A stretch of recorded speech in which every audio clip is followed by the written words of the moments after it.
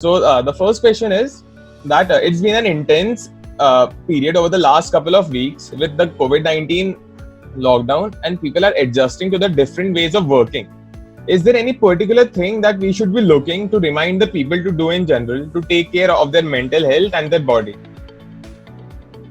Very valid question.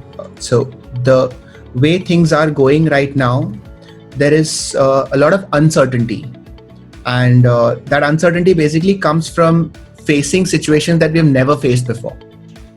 And just like anything new, this gives a sense of fear.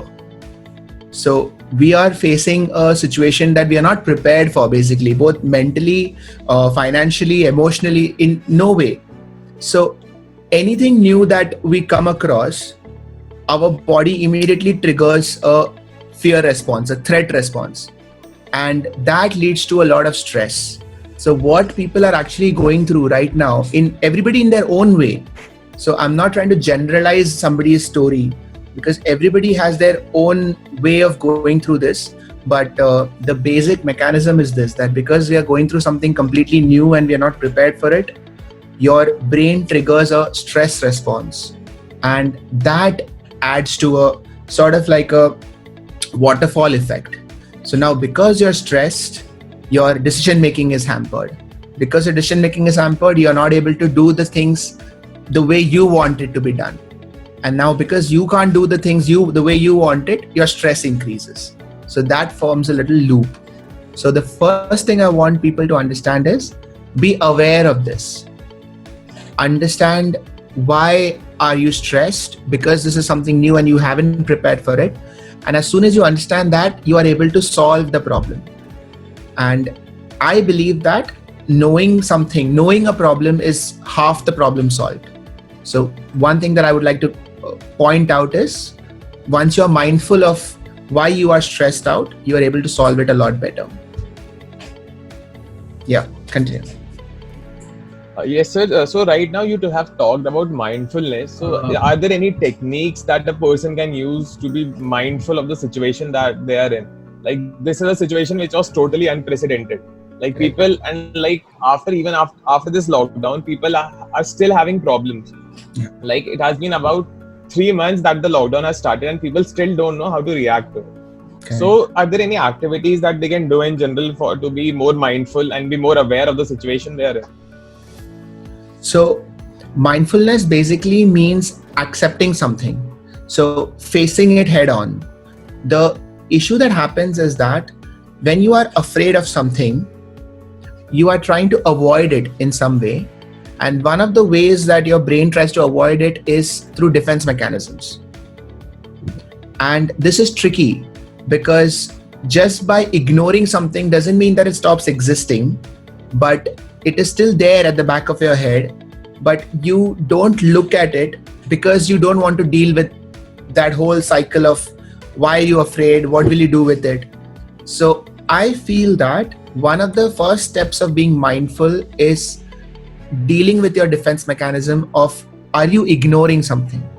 Is there something going on in your life that you are scared about and you're not dealing with it? So the first step of mindfulness is that deal with your defense mechanism, lower your defense mechanism, face whatever it is that you are scared about.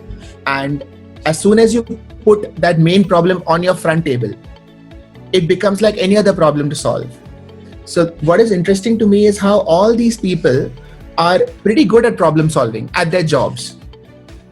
Whether it's a student, whether it is a chartered accountant, like, you give them a problem to solve and they solve it straight away.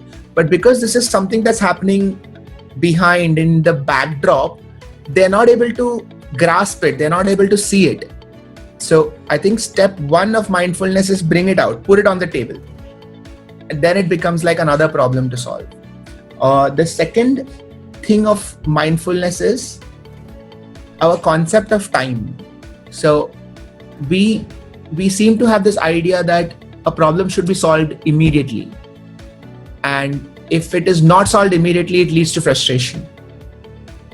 The second thing of mindfulness is, let it remain there. Like, don't just because you see a problem and your solution doesn't come to your mind immediately, doesn't mean that you failed, or doesn't mean that it's going to blow out. So step 2 of mindfulness is take your time with the problem, right? Yeah.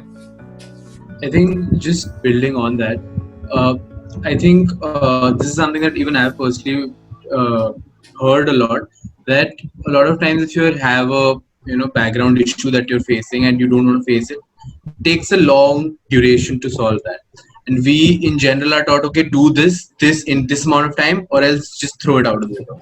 Okay. For example, finish your exam in 3 hours and then leave. That's essentially the main approach. Yeah. So how can a person take the first step towards, first step in the long journey to solving that? Right. So defining the problem is a great place to start. Like getting familiar. Yeah, getting familiar with the problem. And first step of that is acknowledging the problem. So definition to dur ki baat hai. If you're not even going to acknowledge that this is something that is there, then it is very difficult to put markers around it and try and define what it is that's bothering you. So, and that comes back to our denial, the defense mechanisms that we build up just so that we can avoid, looking at those things. So if you keep going back, step 1 would be to pay attention. Step 2 would be to define it. Step 3 would be to bring it on the table, and then you start to solve it. It sounds really easy when I say it. I know it's not. It's not. Even when I'm facing this issue, even when I'm telling myself to do this, it's not easy. But that is where the time concept comes in. That this thing takes time. So if you're willing to give yourself that time, it does tend to happen. Yeah. Yeah. So thank you so much for that answer.